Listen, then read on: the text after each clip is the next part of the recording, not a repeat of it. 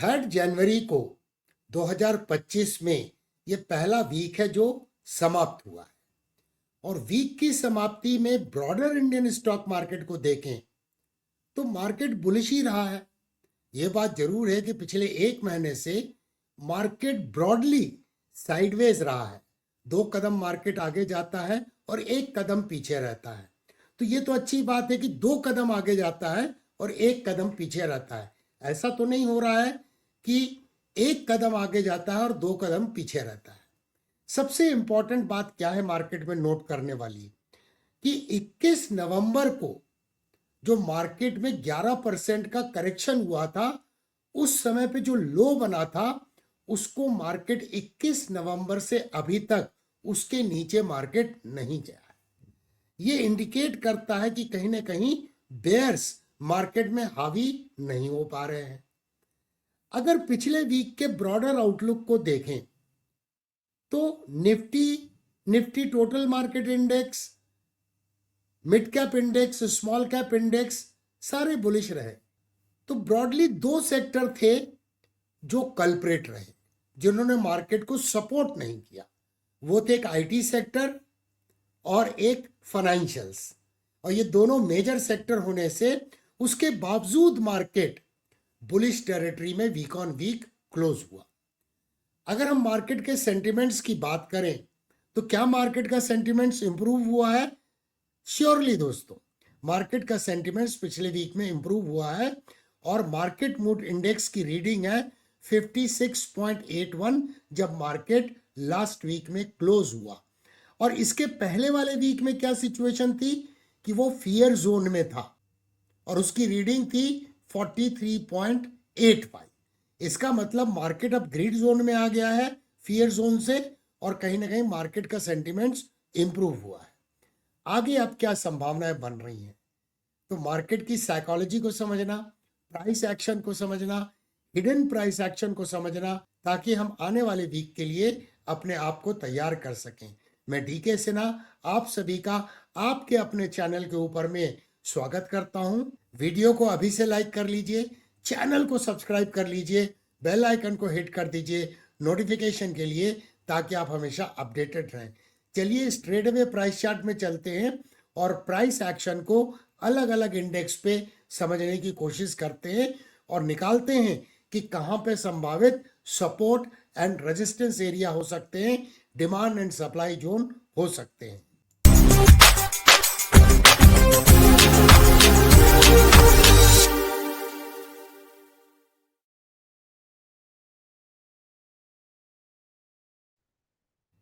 ये Nifty 50 index का weekly price chart है। लास्ट वीक में मार्केट ने 24,000 के लेवल को डिफेंड किया है और फाइनली क्लोज हुआ 24,004.75 पर, और इस तरह से मार्केट 0.8% वीक ऑन वीक पर बुलिश रहा। ये मैं निफ्टी 50 की बात कर रहा हूं। अब यहां देखिए रीसेंट टाइम में करीब ये 11% का करेक्शन हुआ था, और यहां जो मार्केट ने लो बनाया, इसके लो को मार्केट डिफेंड करता हुआ नजर आ रहा है। अगर हम पिछले वीक की कैंडल को देखें तो जो लास्ट वीक पे हम लोगों ने डिमांड एंड सप्लाई जोन के बारे में चर्चा की थी, मार्केट ने उसे डिफेंड किया है। और लास्ट वीक की कैंडल में अगर देखें तो ट्रेडिंग जो है प्रायर वीक के हाई के ऊपर में हुई है। अब यहाँ पर देखिए रेफरेंस पॉइंट क्या है। एक तो रेफरेंस पॉइंट है कि ये जो पुल बैक हुआ था, ये पहला पुल बैक है, तो वो पहला पुल बैक है तो सेल आउट हो गया, वो एक्सपेक्टेड था, कोई आश्चर्य की बात नहीं हुई, और ये लो डिफेंड होता हुआ नजर आ रहा है। और अब ये लो जो है इसके ऊपर में EMA 55 है। EMA 55 की वैल्यू क्या है? 23,275 EMA 55 की वैल्यू है। तो कहीं ना कहीं 23,200 एक स्ट्रॉन्ग सपोर्ट के रूप में हम बोल सकते हैं। अब यहाँ पर कुछ प्राइस एक्शन को समझते हैं। उसके पहले मैं बता दूं कि सारा कैलकुलेशन ये इम्पल्स के आधार पर होगा, क्योंकि अल्टीमेटली ये टिपिकल रीअक्यूमुलेशन जिसे बोलते हैं ओवरऑल अप ट्रेंडिंग मार्केट में, तो ये मार्केट डबल बॉटम जैसा बना रहा है और ये इसका अपेक्स है। तो इसके ऊपर में जब मार्केट जाएगा तब रियल मायनों में अपसाइड मोमेंटम डेवलप होगा। कई बार मार्केट इस लो से थोड़ा सा नीचे भी आ सकता है, लेकिन कोई चिंता की बात नहीं है, तब भी वो डबल बॉटम बॉटम ही होगा अपने टॉलरेंस के अंदर में। अब यहाँ पे कुछ ड्राइंग को मैं सुपर इम्पोज करता हूँ। आपको याद होगा कि ये जोन को हम लोगों ने ड्रॉ किया था और ये जोन के अंदर में था EMA 55। अब हम क्या देख रहे हैं, EMA 55 इस जोन के ऊपर में जा चुका है। तो ये जो मेजर सपोर्ट है 23,110 से 23,263, 23,263 क्या है, जो मार्केट ने रीसेंट टाइम के 11% के करेक्शन के दौरान ये लो बनाया था। तो ये तो इसका मेजर डिमांड एरिया हुआ, जहां पर EMA 55 भी यहां पर इंटरवीन कर रही है।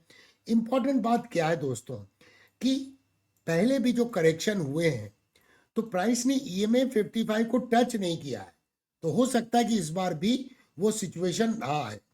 अब यहाँ पे बात करते हैं कि आगे आने वाले वीक में क्या संभावित डिमांड एरिया हो सकते हैं। तो एक तो ये इम्पल्सिव वेव है, इसकी हम रिट्रेसमेंट एनालिसिस करें तो मार्केट में ये जो करेक्शन हुआ, इसमें मार्केट ने रिस्पेक्ट किया 78.6% रिट्रेसमेंट लेवल पे, जो आता है 23,595। इसके अलावा यहां पर देखें तो ये प्रायर वीक की कैंडल का ओपनिंग है 23,738। तो ये इसका डिमांड एरिया हो गया। इसको अगर राउंड ऑफ करें तो 23,500 से 23,700 का जो जोन है वो इसका इमीडिएट डिमांड एरिया है। और वैसे भी लॉन्ग टर्म ट्रेंड लाइन को देखें, जिसकी चर्चा हम लोग पहले भी कर चुके हैं। ये देखिए एक ट्रेंड लाइन जो काफी दिनों से वैलिड है। प्राइस का सपोर्ट, प्राइस का सपोर्ट, प्राइस का सपोर्ट, और प्राइस इसी जगह पे सपोर्ट लेती हुई नजर आ रही है। There is a clear cut lack of downside momentum in the price action. ये बात तो बिल्कुल सही है। इसके अलावा ये ट्रेंड लाइन देखें, प्राइस का सपोर्ट, प्राइस का मल्टीपल सपोर्ट है। ये दोनों ट्रेंड लाइन का जो जोन है, ये अपने आप में सपोर्ट के रूप में एक्ट करने की संभावना थी, और वैसे ही कुछ प्राइस एक्शन सजेस्ट भी कर रहा है। अब यहां पर इंपॉर्टेंट क्या है दोस्तों, कि हमने रेफरेंस लिया ये प्रायर इंपल्स को, जो इस करेक्शन के बाद में पहला पुल बैक था। तो यहां प्राइस ने डिमांड एरिया हमने निकाला जो 78.6% रिट्रेसमेंट लेवल है, जो डेरिवेटिव है गोल्डन रेशियो का। अब अपसाइड में आपको याद होगा कि लास्ट वीक के स्टॉक मार्केट के वीकली एनालिसिस के दौरान हम लोगों ने चर्चा की थी कि ये बेरिश कैंडल का मीडियन है 24,171। देखिए प्राइस वहां पे जाके रिजेक्ट हुई, जो कि कॉन्फ्लुएंस भी था EMA 21 का। तो फिलहाल 24,200 एक इमीडिएट रेजिस्टेंस के रूप में काम करेगा। लेकिन मेजर रेजिस्टेंस की बात करें तो यहां देखिए ध्यान से, प्राइस का रिजेक्शन है। तो ये जो लेवल है 24,500 से 24,600, ये एक इंपॉर्टेंट सप्लाई एरिया के रूप में काम करेगा। अब यहां पे देखें, अगर ये डबल बॉटम है तो इसका अपेक्स कहाँ है, इसका अपेक्स है 24,858। तो सही मायनों में जो मोमेंटम मार्केट में आएगा जब कोई कैंडल 24,858 के ऊपर में निफ्टी 50 पे क्लोज होती है। अब यहां पे चलते हैं, थोड़ा सा देखते हैं मोमेंटम इंडिकेटर। तो मोमेंटम इंडिकेटर हमें क्या इंडिकेट कर रहे हैं, अगर हम यहाँ पे मार्केट में इस लेवल को इस लेवल से कंपेयर करें तो आपको क्लियर कट मोमेंटम डिस्क्रिपेंसी समझ में आ रही है। तो यहाँ पर पॉसिबिलिटी अपसाइड मूव की ज्यादा है rather than lower side move की मार्केट में, क्योंकि MDRP नजर आ रहा है। अब चलिए डेली प्राइस चार्ट पे चलते हैं। तो डेली प्राइस चार्ट में हम क्या देख रहे हैं, ये दोनों ट्रेंड लाइन के बीच के जोन को मार्केट डिफेंड कर रहा है और उसी में इंटरवीन कर रही है SMA 233। अब यहां पर ध्यान से देखिए, कई दिनों तक मार्केट ने SMA 200 पे रेजिस्टेंस लिया, कई कैंडल में लार्ज अपर शैडो हम देख सकते हैं, बट फाइनली एक मासिव अपसाइड मूव मिला हमें 2 जनवरी 2025 को। और ये जो इमीडिएट बार बार प्राइस रिजेक्ट हो रही थी, इस लेवल को प्राइस ने निकाल लिया। लेकिन यहां पर एक गैप था, ये देखिए ये गैप था यहां पर एडजस्ट, तो वो गैप भी 2 जनवरी को फिल हो गया और उसके बाद प्राइस रिजेक्ट हो गई ये मीडियन के लेवल से जो हम लोगों ने वीकली चार्ट में मार्क किया था। यहाँ पे कॉन्फ्लुएंस क्या था, EMA 55 रेजिस्टेंस के रूप में एक्ट कर रही है, volume weighted moving average 21 period एक रेजिस्टेंस के रूप में एक्ट कर रहा है। अब ये करेक्शन जो हो रहा है, तो इस करेक्शन के अनुसार अगर हम देखें तो ये जो जोन है जहां पे बार बार प्राइस रजिस्ट हो रही थी, तो ये एक सपोर्ट के रूप में काम करना चाहिए। तो वर्चुअली ब्रॉडली 23,500 से 23,700 का जोन एक इंपॉर्टेंट डिमांड एरिया है। और अपसाइड में हम इमीडिएट बात करें तो अब इसका मेजर रेजिस्टेंस एरिया जो है वो 24,500 से 24,600 है, क्योंकि यहाँ पर देखिए प्राइस का मल्टीपल रेजिस्टेंस था। प्राइस ने छोटी छोटी कैंडल बनाई और यहाँ पर सपोर्ट ले रहा था, जिसका यहाँ ब्रेकडाउन हुआ। और इसके लोअर फाइबर पे क्या है, SMA 144। तो 24,500 से 24,600 एक इमीडिएट सप्लाई एरिया के रूप में हम निफ्टी 50 में देख सकते हैं। चलिए अब बढ़ते हैं और निफ्टी टोटल मार्केट इंडेक्स को देखते हैं। तो यहाँ पर निफ्टी टोटल मार्केट इंडेक्स में अगर वीकली चार्ट में देखें तो ये दो ट्रेंड लाइन के बारे में चर्चा की गई थी। ये देखिए प्राइस का सपोर्ट है, प्राइस का सपोर्ट है, प्राइस का सपोर्ट, और ये ट्रेंड लाइन जिसमें मल्टीपल प्राइस का सपोर्ट था। ये दोनों ट्रेंड लाइन के बीच का जोन डिमांड एरिया है, जिसे ये रिस्पेक्ट करता हुआ नजर आ रहा है। इंपॉर्टेंट ऑब्जर्वेशन क्या है निफ्टी टोटल मार्केट इंडेक्स में, यहां पर एक गैप था, आपको याद होगा ये हम लोगों ने मार्क किया था 12,545 पे। ये गैप जो है लास्ट वीक में फिल हो गया। ये बहुत पॉजिटिव चीज है कि गैप फिल हो गया है और प्राइस थोड़ा सा रेजिस्टेंस ले रही है ये ट्रेंड लाइन पे, और जो कि कॉन्फ्लुएंस EMA 21 का है। बट मार्केट में कहीं भी वीकनेस नजर नहीं आ रही है। यहां मैं चाहूं तो एक का चार्ट पैटर्न भी आपको खींच के दिखा सकता हूं, जिसके ब्रेकआउट के बाद में इसमें अच्छा खासा मोमेंटम डेवलप होगा। ये देखिए बुलिश फ्लैग बन रहा है। ये बुलिश फ्लैग का जैसे ही ब्रेकआउट होगा तो मार्केट में अपसाइड मोमेंटम डेवलप होगा। तो ऐसा वीकनेस नहीं बोल सकते हैं। Even Nifty total market index ने 1.2% का वीक ऑन वीक बेसिस पे बुलिश रन दिया है लास्ट वीक में। इसका मतलब इसने निफ्टी 50 को, जो लार्ज कैप इंडेक्स है, उसे आउट परफॉर्म किया है। ये तभी संभव है जब mid cap and small cap stocks participate करेंगे मार्केट में। चलिए अब बढ़ते हैं मिड कैप इंडेक्स को देखते हैं। अब हम देख रहे हैं निफ्टी मिड कैप 50 इंडेक्स को। यहाँ पर देखिए ये सपोर्ट था, मल्टीपल सपोर्ट है, यहाँ पर मल्टीपल सपोर्ट है। यहाँ पे बुलिश फ्लैग का ब्रेकआउट हुआ था और प्राइस उसके बाद में करेक्शन कर रही है। यहाँ भी एक गैप है 15,380 पे, तो वो गैप फिल नहीं हुआ है, लेकिन ये एक इंपॉर्टेंट सपोर्ट है। ये गैप अपने आप में सपोर्ट है और उसी जगह पे ये ट्रेंड लाइन भी है, जो एक वैलिड ट्रेंड लाइन है जिसमें मल्टीपल टच पॉइंट्स है। तो यहाँ भी वीकनेस नजर नहीं आ रही है। यहाँ तो पहले ही बुलिश फ्लैग का ब्रेकआउट हो चुका है, तो यहाँ पर भी कोई वीकनेस नहीं है इंडियन स्टॉक मार्केट में। अब बढ़ते हैं स्मॉल कैप इंडेक्स को देखते हैं। ये है निफ्टी स्मॉल कैप इंडेक्स 50।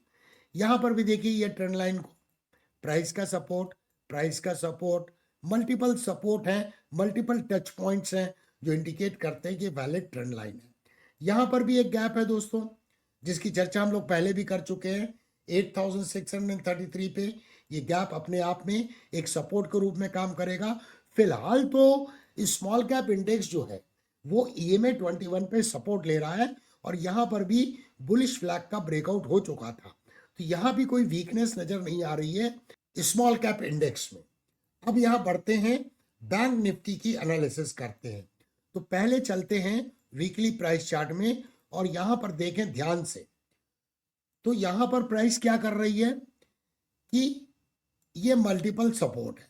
अब ध्यान से देखिए, ये पहले रेजिस्टेंस था, ये अब सपोर्ट के रूप में काम कर रहा है और प्राइस यहीं पे कंसोलिडेट कर रही है। बैंक निफ्टी ने लास्ट वीक में जो क्लोजिंग दी 50,988.8 पर, और इस तरह से 0.63% बेरिश रहा वीक ऑन वीक बेसिस पे। लेकिन कोई वीकनेस नहीं है, स्पिनिंग टॉप का फॉर्मेशन है। माइनर सा रेजिस्टेंस 2 वीक से हम देख सकते हैं EMA 21 और वॉल्यूम वेटेड मूविंग एवरेज के कॉन्फ्लुएंस पे, लेकिन वीकनेस नहीं है। पहले भी जो करेक्शन हुए हैं EMA 55 को इसने डिफेंड किया है और EMA 55 करंटली कहाँ है? 49,726 पर EMA 55 की वैल्यू है। अब यहाँ पे मैं कुछ ड्राइंग को सुपर इम्पोज करता हूँ।